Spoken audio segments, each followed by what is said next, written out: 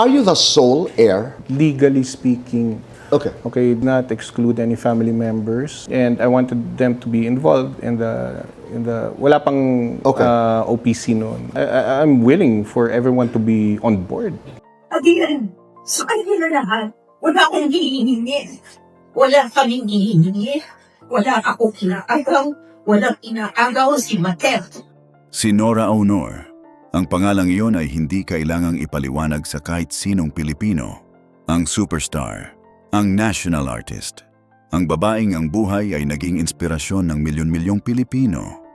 Mula sa isang batang nagbebenta ng tubig at mani sa train station, hanggang sa pinakaprestihiyosong parangal na maaaring matanggap ng isang artista sa Pilipinas. Pumanaw siya noong 2025 at naiwan niya ang isang pamana na hindi lang mga award at mga pelikula, kundi mga ari-arian, mga negosyo, ang lahat ng pinagsikapan niya sa loob ng kanyang buhay. Pero ngayon, hindi na ang pamana ng kanyang sining ang pinag-uusapan. Ang pinag-uusapan ay ang pamana ng kanyang kayamanan. At ang pinakamasakit na parte ng kwentong ito, galing sa kanyang sariling mga anak. Si Lotlot De Leon, ang anak na lumaki kasama si Nora, ay lumabas sa harap ng mga kamera, nag-breakdown, umiyak, at sa gitna ng lahat ng emosyon ay nagsabi ng tatlong salitang nagpabago ng buong usapan. He can have it all. At ang he na tinutukoy niya ay ang kanyang kapatid na si Ian De Leon. Para maintindihan natin ang buong kwento, kailangan muna nating pag-usapan ang pamilya De Leon. Si Nora Aunor ay may 5 anak.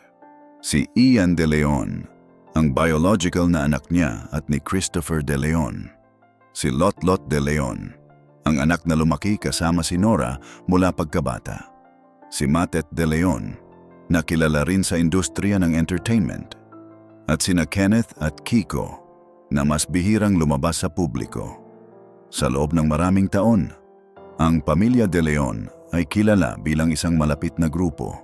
Mga magkakapatid na lumaki sa anino ng isa sa mga pinakamalaking pangalan sa kasaysayan ng Philippine entertainment. At sa kabila ng lahat ng hamon ng paglaki sa isang pamilyang nasa spotlight, palagi nilang sinasabi na sila ay nagmamahalan. Pero matapos ang pagpanaw ni Nora Aunor noong 2025, nagsimulang lumabas ang mga alitan. Hindi agad, hindi sa unang araw ng pagluluksa, unti-unti, sa pamamagitan ng mga pahayag, ng mga interview, ng mga post sa social media. At ang sentro ng lahat ng alitang iyon ay si Ian De Leon. Kasi si Ian, bilang biological na anak ni Nora, ay nagtatag ng isang one-person corporation. Sa ilalim nito, ang Nora Aunor Enterprise. At sa ilalim ng enterprise, ang Nora Aunor Foundation. Ang layunin daw nito ay pangalagaan ang legacy ng kanilang ina. Ang mga gown, ang mga trophy, ang mga alaala, ang lahat ng naiwan ni Nora Aunor sa mundong ito.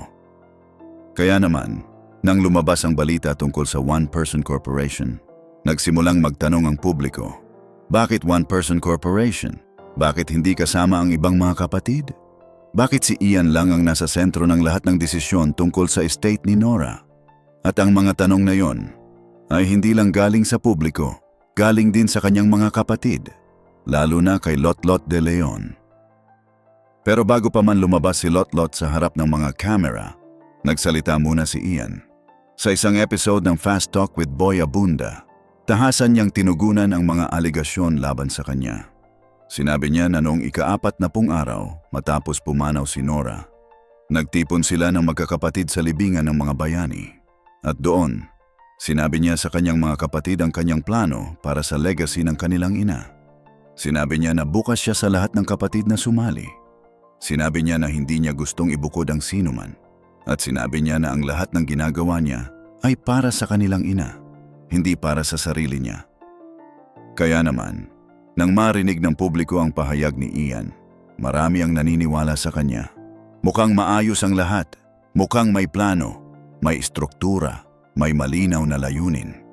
Pero may isang bagay na hindi sinabi ni Ian sa kanyang interview. Isang bagay na mahalaga. Isang bagay na nang malaman ng kanyang kapatid na si Lot-Lot ay nagdulot ng isang emosyonal na pagsabog na hindi inaasahan ng sinuman. Pero noong lumabas si Lot-Lot de Leon sa harap ng mga kamera sa isang press event na hindi dapat naging venue ng ganitong pahayag, nagsimulang magsalita siya at ang mga salitang lumabas mula sa kanya ay nagpabago ng buong usapan. Una, sinabi niya na siya at si Ian ay hindi nag-uusap sa loob ng isang taon. Isang taon. Ang dalawang magkapatid na lumaki kasama si Nora ay hindi nag-uusap sa loob ng isang taon. Pangalawa, sinabi niya na maraming bagay ang sinabi ni Ian sa kanyang Fast Talk interview na hindi totoo, direkta, malinaw, walang pagtatago. Enough with the lies. Enough with all of that. Kaya naman, nagsimulang ilabas ni Lot-Lot ang mga detalye at ang mga detalyeng iyon ay nagbigay ng ibang larawan sa buong kwento. Ayon kay Lot-Lot, matapos pumanaw si Nora, lumapit sa kanya si Ian at tinanong siya ni Lot-Lot. Ay hindi ang inaasahan ng sinuman. Tinanong ni Lot-Lot si Ian kung handa ba siyang ibahagi ang mga ari-arian ni Nora nang hindi alam ni Matet, Kiko at Kenneth. Nang hindi alam ng tatlong kapatid, lihim, para sa dalawa lang nila. Are you willing to share the properties of Mommy with us without Matet, Kiko and Ken knowing? Iyon ang tanong ni Lot-Lot at ang sagot ni Ian, hindi.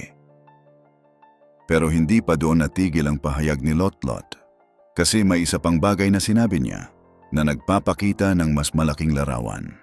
Ayon kay Lot-Lot, nang opisyal na itayo ni Ian ang one-person corporation at ang Nora Honor Enterprise, hindi sila sinabihan, hindi si Matet, hindi si Kiko, hindi si Kenneth.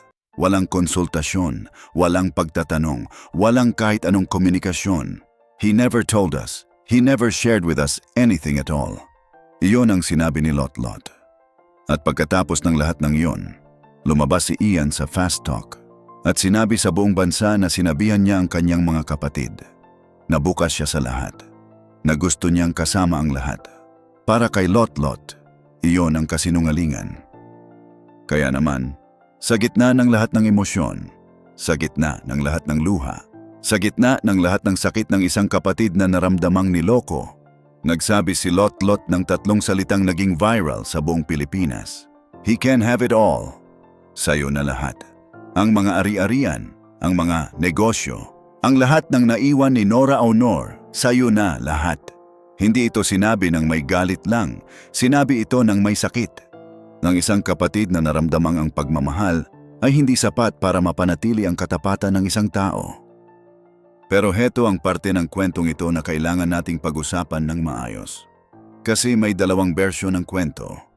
Ang bersyon ni Ian, na sinabi niya sa Fast Talk, ay nagsasabing sinabihan niya ang kanyang mga kapatid na bukas siya sa lahat, na ang lahat ng ginagawa niya ay para sa kanilang ina.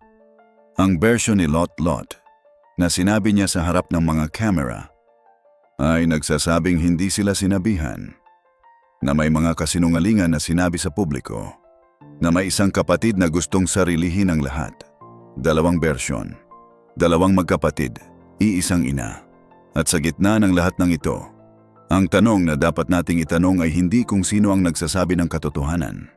Ang tanong ay, ano ang mangyayari sa pamana ni Nora Honor, ang isang babaeng ang buong buhay ay naging inspirasyon ng milyon-milyong Pilipino, kung ang kanyang sariling mga anak ay hindi makapagsalita sa isa't isa? Ito ang kwento ng pamilya De Leon. Hindi lang kwento ng isang alitan tungkol sa mana.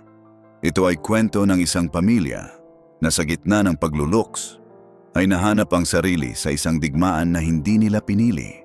Ang mga kapatid na lumaki sa iisang tahanan, na ngayon ay hindi na makapagsalita sa isa't isa, at ng isang pamana na dapat sana ay nagbubuklod sa kanila, pero sa halip ay nagpapalayo. Ikaw na nanonood ngayon, baka isa ka sa mga nagmahal kay Nora Honor, baka isa ka sa mga nagtatanong kung paano nangyari ang lahat ng ito, o baka isa ka sa mga taong may katulad na karanasan sa sariling pamilya, na alam mo kung gaano kasakit ang makipagtalo sa isang kapatid tungkol sa pera at ari-arian.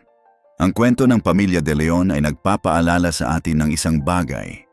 Ang pera at ari-arian ay maaaring maging sanhi ng pinakamasakit na alitan sa loob ng isang pamilya.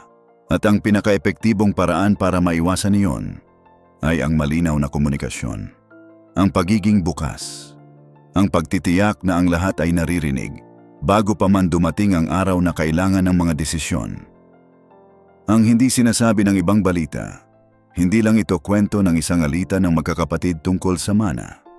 Ito ay kwento ng kung paano ang pagkamatay ng isang makapangyarihang tao ay maaaring magbukas ng mga alitan na matagal nang nakatago sa loob ng isang pamilya at ng mas malaking tanong tungkol sa kung paano natin pinoprotektahan ang pamana ng ating mga mahal sa buhay. Ang pinakamahalaga sa kwentong ito ay hindi kung sino ang nagsasabi ng katotohanan. Ang pinakamahalaga ay ang katotohanang ang tatlong salitang sinabi ni Lot, "He can have it all," ay hindi lang isang pahayag ng galit. Ito ay isang pahayag ng isang kapatid na naramdamang ang pagmamahal ay hindi sapat para mapanatili ang katapatan ng isang tao. At iyon ay isang katotohanang dapat nating lahat pag-isipan. Ay hindi ang mga ari-arian, kundi ang pagmamahal ng kanyang mga anak sa isa't isa.